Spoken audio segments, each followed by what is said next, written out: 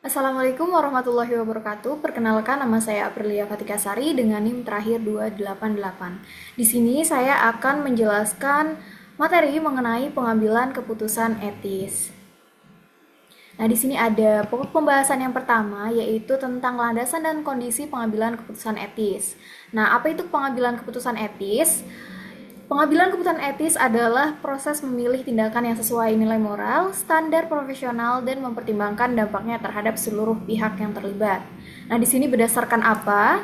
Yang pertama ada transparansi, yaitu proses dan informasi keputusan disampaikan secara terbuka, jelas, dan akurat sehingga mudah dipahami oleh pemangku kepentingan. Yang kedua ada akuntabilitas, yaitu kewajiban moral dan profesional untuk menjelaskan proses, alasan, dan tujuan suatu keputusan. Nah, lanjut ada fairness, keadilan. Nah, fairness ini memastikan setiap keputusan yang dibuat itu tanpa adanya diskriminasi dengan perlakuan yang setara bagi semua pihak. Dan yang terakhir, dasar yang terakhir yaitu keadilan sosial. Nah, keadilan sosial ini menuntut organisasi mempertimbangkan dampak keputusan terhadap kelompok rentan dan memastikan kesempatan serta akses yang setara bagi semua pihak. Lanjut ke pokok pembahasan yang kedua, ada proses dan model pengambilan keputusan etis. Nah, di sini ada prosesnya, ada beberapa langkah utama. Yang pertama ada mengidentifikasi masalah etis, yang kedua ada mengklarifikasi nilai, yang ketiga mencari alternatif, yang keempat evaluasi konsekuensi, yang kelima ada mengambil keputusan, dan yang terakhir ada refleksi. Nah, di sini juga disebutkan ada model pengambilan keputusan etis. Nah, model yang pertama adalah RES model. Nah, RES model ini menjelaskan 4 tahap internal seseorang dalam bertindak etis. Yang pertama ada moral awareness, yaitu menyadari adanya isu moral. Yang kedua ada moral judgment, menentukan apa yang benar atau salah. Yang ketiga moral intention, yaitu berkomitmen menjalankan tindakan benar. Dan yang terakhir ada moral behavior, yaitu benar-benar melakukan tindakan etis.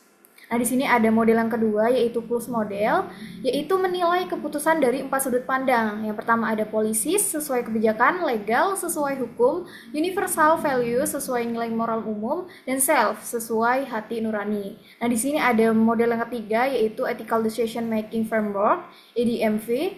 Framework ini memberikan panduan sistematis, yaitu mengenai isu, menilai pihak yang terkena dampak, meninjau nilai moral terkait, mengevaluasi opsi, dan menentukan keputusan terbaik.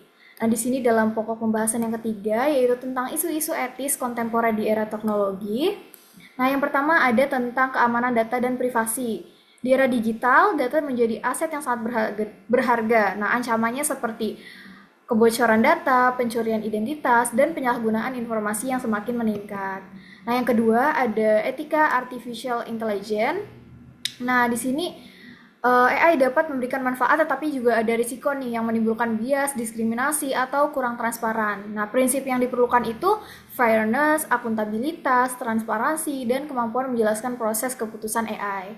Yang ketiga ada penyalahgunaan teknologi seperti deepfake, hoax, dan misinformasi. Nah, dampaknya itu memecah masyarakat, merusak reputasi, dan menciptakan krisis kepercayaan. Lanjut, yang keempat ada etika dalam bisnis digital. Nah, etika menjadi keunggulan kompetitif di era digital dalam e-commerce, vintage, dan monetisasi data. Perusahaan harus menjaga transparansi harga, fairness algoritma, dan perlindungan data pengguna. Nah, di sini ada juga pokok pembahasan yang keempat yang membahas implementasi keputusan etis dalam organisasi. Nah, yang pertama, ada membangun budaya etis. Nah, di sini dalam organisasi harus menciptakan lingkungan yang mendukung integritas dan mendorong perilaku yang jujur. Nah, budaya yang kuat terbukti mengurangi pelanggaran etika serta meningkatkan kepercayaan publik. Nah, yang kedua ada kode etik dan kebijakan internal. Nah, dalam era digital ini juga harus dalam kode etik harus meliputi keamanan data, etika komunikasi, dan penggunaan teknologi organisasi. Nah, yang ketiga ada tanggung jawab sosial organisasi atau CSR. Nah, CSR digital ini menuntut organisasi menjaga keamanan data, transparansi penggunaan teknologi, serta perlindungan masyarakat dari risiko digital. Nah, yang keempat ada whistleblowing system. Nah, yaitu memungkinkan karyawan melaporkan pelanggaran dengan aman nih, melindungi pelapor menjadi kunci keberhasilan sistem ini agar tidak takut melaporkan penyimpangan yang ada.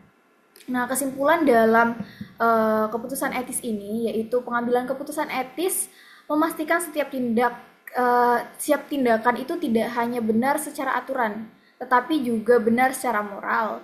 Nilai seperti transparansi, akuntabilitas, dan keadilan menjadi dasar penting dalam menentukan keputusan yang tepat.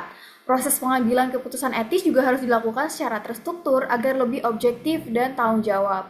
Di era teknologi ini, tantangan seperti privasi data, kecerdasan buatan, dan misinformasi semakin menuntut kewaspadaan nih. Karena itu, budaya organisasi yang etis, kode etik yang jelas, perlindungan pelapor, serta keteladanan pemimpin sangat menentukan keberhasilan penerapan keputusan etis. Nah, mungkin sekian materi yang bisa saya sampaikan. Semoga bisa bermanfaat bagi teman-teman semua. Wassalamualaikum warahmatullahi wabarakatuh.